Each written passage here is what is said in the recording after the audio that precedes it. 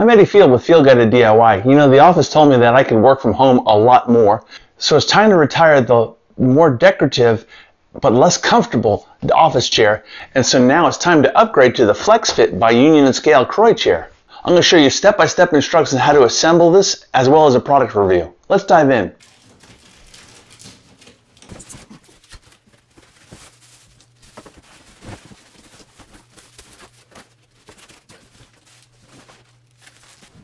The set comes with seat armrests, seat back, pedestal, seat controls, piston, hardware, and casters.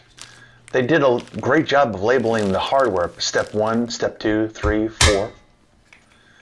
Step 1, install the casters in the base.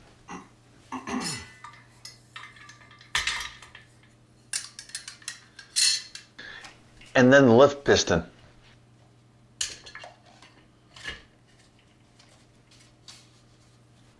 Step 2, attach the left and right armrests to the seat. Bonus tip, you want to get all the bolts started before you tighten them down.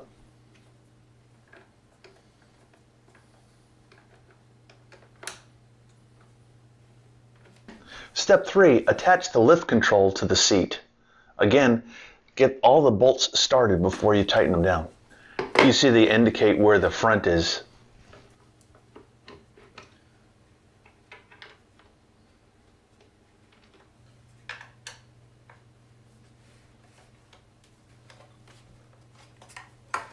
Next, you want to attach the seat back with the 3 bolts included.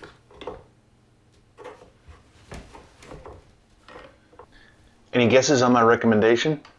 That's right, get the bolts started before you tighten them down.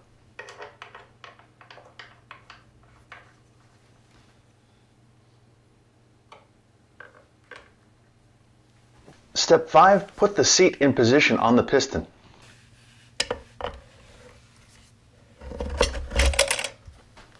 And lock it in place by sitting on it.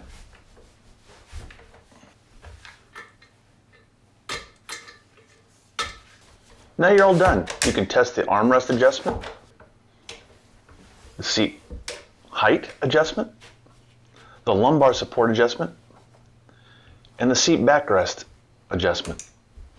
This is going to be much nicer.